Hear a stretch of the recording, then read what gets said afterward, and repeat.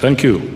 Ladies and gentlemen, I was being advised by His Excellency President Ruto that there is a Baba, a title that seems to go to His Excellency Olusegun Obasanjo, and then there is Baba. So, Your Excellency Raila Amolo Odinga, the podium is yours. You can address us. Thank you. Haya. Your Excellency, President William Samoei Ruto, President of the Republic of Kenya, Your Excellency, President Yoweri Kaguta Museveni, President of the Republic of Uganda, Your Excellency, President Mama Suluhu Hassan, President of the United Republic of Tanzania, Your Excellency, President Salva Kiir, President of the Republic of South Sudan, and Your Excellency, Baba Olusegun Obasanjo, former President of Republic of Nigeria. Then my brother, former President of the United Republic of Tanzania, Jakaya Mrisho Kikwete. My other brother from Burundi, General Gervas Ndikarukubuka, the Prime Minister of the Republic of Burundi, and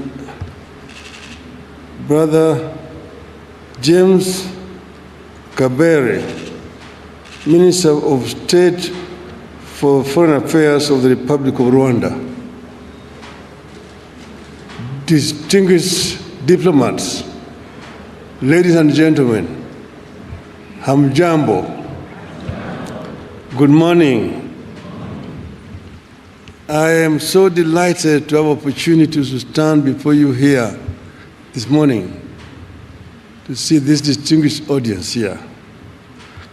I want to say that this is an occasion which the Lord has made, and let's be proud in it.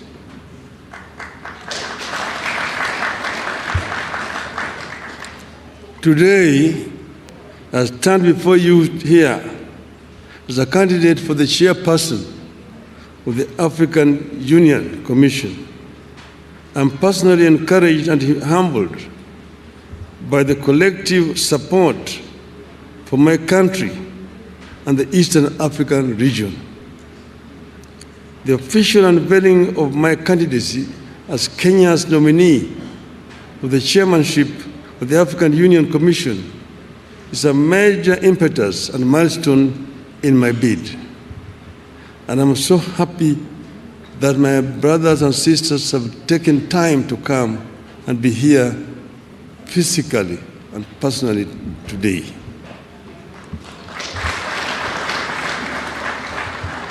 The history of Africa is replete of low and high moments. Africa is widely considered the birthplace of mankind, whose political organization was reflected in great kingdoms across the continent. And as of today, the oldest species of humanoids has been discovered in this region. So in Ethiopia, in northern Kenya, in Olduvai Gorge in Tanzania. So there's no doubt that this is the home of mankind. However, the continent has suffered slavery, colonialism, humiliation, repeated aggression, and internal violent conflicts. However, Excellencies, like the legendary phoenix, Africa has risen from the ashes of these historical atrocities to make a full-blown arrival on the global stage. Consequently, you have heard slogans such as African Renaissance and Africa Rising. Nonetheless, I envisage an Africa where our visionary sloganeering will translate into strategic action for the transformation of our continent. Unfortunately, even as we rise, our continent still grapples with emerging challenges and vulnerabilities, including identity conflicts and wars, hunger, poverty, violent extremism, advanced climate change, acute unemployment among our youth, transboundary pandemics and infectious diseases such as mpox and other threats to human security and dignity. My plan is to work with you, Your Excellencies, and make the AU more people-centered and serve the interests of the vast voiceless majority of Africans. The African people should feel the AU in their lives. Excellencies, if elected chairman, I propose to utilize the transition period to critically analyze the existing proposals for reforms and building capacity of the AU Commission. The ultimate aim is to follow up on the implementation of the reports so far formulated. Certainly, the story of Africa is not all gloom and doom. Thanks to the work Your Excellencies are doing, Africa has been on an upward and positive trajectory in recent years. In February, the African Development Bank reported that Africa will account for 11 of the world's 20 fastest growing economies this year. The continent is set to remain the second fastest growing region after Asia.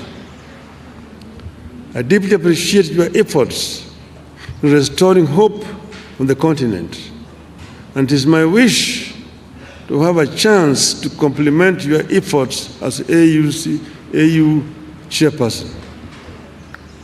Excellencies, throughout my leadership and service to the public, I have noted the significance of defining strategic goals and appreciating the influence of political dynamics on the outcomes of these goals.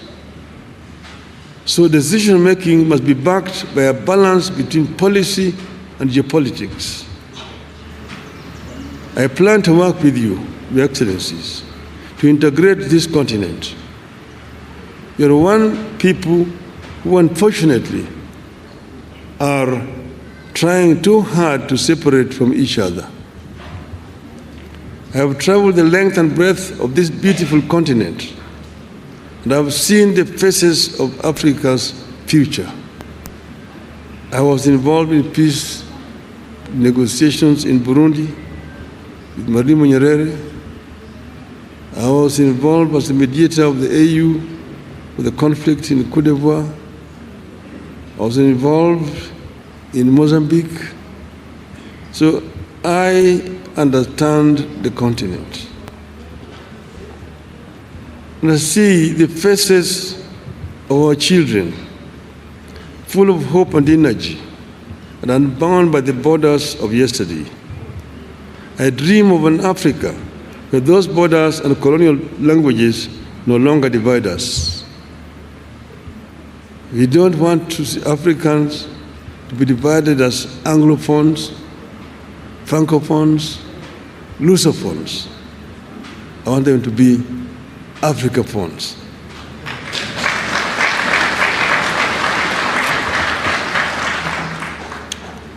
From the hills of Kenya to the deserts of Sahara and the Kalahari, from the lakes of Great Rift to the rainforests of Central Africa, From Indian Ocean to the Atlantic, Africa must be one. Its resilience and hope for a bright future transmitted to our young people. Excellencies, ladies and gentlemen, my selection to be Kenya's candidate is not about one man's ambition, but an African's journey to serve the motherland. Indeed, I plan to constitute my cabinet of chairpersons with a continental outlook. I'm grateful that friends and eminent persons across Africa have volunteered to engage in my campaigns from the West, North, South, Central, and of course, Eastern Africa. Excellencies, I'm ready to serve. My heart is ready, and my hands are steady, and with your support, I shall get the opportunity to be of service to Africa, the cradle of mankind. I am made in Eastern Africa for Africa. I have said that I'm an Afro-optimist as opposed to Afro-pessimist. Afro-pessimists are those people who have given up on Africa, who say Africa is a lost cause, a wasted continent. But Afro-optimists are those people who believe in African development, that Africa can be developed with the efforts of the African people. This is what I believe in. And those who were visionary, who envisioned an Africa that was united, Kwame Nkrumah, Ahmed Sekou Touré, Gamal Abdel Nasser, the late Emperor Haile Selassie, Jomo Kenyatta, Jaramogi Oginga Odinga, Mwalimu Julius Kambarage Nyerere, Kenneth Kaunda. Those were some of the founding fathers of our continent, who believed that Africa will only develop if it is united. Nkrumah said that Africa must unite or perish. That is the school of which I'm coming. To be able to realize the dreams of the founding fathers, first we need peace on the continent. In 2013, they talked of silencing the guns. But in 2024, the guns are not silent on the continent.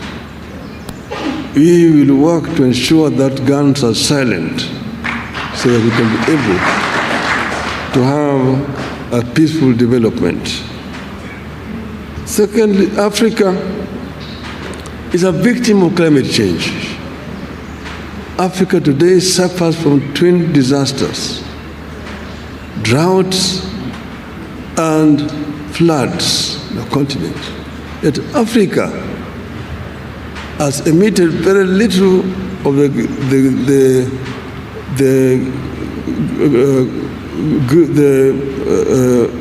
carbon that is polluting the world. So Africa needs to be compensated. But this will not come if Africa goes to negotiate as individual countries. If we go and talk as Kenya, as Uganda, Tanzania, Nigeria, Mozambique, Egypt, or Algeria, the rest, those major offenders will not listen to us. But when we go and talk as Africa, they must listen to us. We'll be able to get a fair deal in the issue of climate change. We also need to green Africa. But Africa is also home to the second largest carbon sink in the world. the Congo forests. But how do we continue to green Africa, to arrest the desertification, southern advance of the Sahara Desert? These are issues, they are challenges which we are equal to. We can be able to deal with these issues effectively if you have got an effective organization in Addis Ababa. African youth today drown in the Mediterranean, trying to get to greener pastures in Europe. It's a shame. We must arrest this trend and ensure that we create conducive environment within the continent here. That this youth do not have to flee to go to Europe. And this will only happen if Africa works together as a united continent. We know that Africa is one of the richest continents on planet Earth. It is a paradox. The richest continent is also the poorest in terms of living conditions of its people. This we must put to rest. We should not continue to blame those other people who have exploited the continent. We have the ability to reverse this trend and get Africa moving forward again. Therefore, we need to be able to ensure that Africa uses the resources that it has effectively. We need also to ensure that Africa also trades with itself. Africa is wasting a lot of time searching for markets where they put very unequal terms to our goods coming from Africa. The inter-African trade today stands at only 15%. Inter-European trade stands at 70%. Inter-Asian trade stands at 60%. Even inter-South American trade stands at 35%. We need to ensure that Africa trades more with itself. We need to address the constraining factors. One, the non-tariff barriers which have been imposed by other African countries against goods from neighboring countries. More importantly, we need to address the issue of infrastructure development in the continent that will make it easier for African countries to trade with each other. I have been the High Representative of African Union on the issue of infrastructure. So I know the major challenges that Africa faces in the issue of infrastructure. The trans-African highways, the Cape to Cairo, the Tunis to Cape, the Dakar through Khartoum to Djibouti, the Dakar, Lagos to Mombasa, the Beira to Lobito and Walvis Bay, the high-speed railway networks in the continent, those are issues that require to be dealt with. The LAPSET, the Lamu Port, South Sudan, Ethiopia, that will continue through Bangui and go all the way to the Cameroon port of Kribi, creating a land bridge that links the Atlantic Ocean and Indian Ocean and opening up the interior landlocked countries within the continent. These are some of the issues that can be dealt with and we'll deal with. Then connecting Africa through high-speed fiber optic network. And then to facilitate faster communication. Then the issues of air transport. Air transport is a major challenge in the continent. We were talking about open skies to make air transport easier. Today, traveling across the continent is too expensive. You have to get permits to fly over countries, delaying movements, and making it too expensive. Flying over Europe is much easier than flying over Africa. We need to have a continental air control system within the continent so that people can travel from east to west, north to south without a problem. The other one is the issues of visas. My friend Aliko Dangote says that for him to travel across the continent, he needs 35 visas. His French competitor does not need a visa to travel with a French passport in Africa. What a shame. In Europe, you only need a Schengen visa, and you can travel across the entire Europe without a problem. We will also ensure that we reach a stage where we can issue an AU visa and enable people to travel across the continent without much of a problem. I therefore want to conclude by saying that I am ready for Africa. And I believe in the story of the African lion. The lion is an African animal. Is a king of the jungle. The Cameroonian national soccer team is called the Indomitable Lions. The soccer team of Senegal is called the Lions of Teranga. The soccer team of Morocco is called the Atlas Lions. Here in Eastern Africa, we call it the Simba. The king of the jungle. When the king roars, the jungle listens. So our story of the African lion. The African lion is giving a message to the Asian tiger. Tiger is the Asian animal. And I want my Asian friends here not to take offense. The African lion is giving a message to the Asian tiger that you Asian tiger, you've danced on the stage alone for far too long. It's your time to quit. The European bear retreated to the North Pole a long time ago and is freezing there in the ice. The American panther is also on the retreat. But I'm here as the African lion.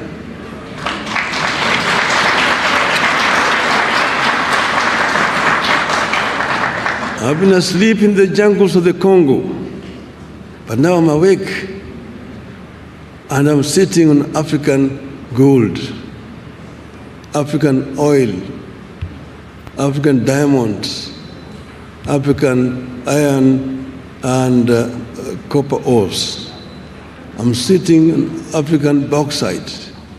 I'm sitting on African lithium and coltan and uranium.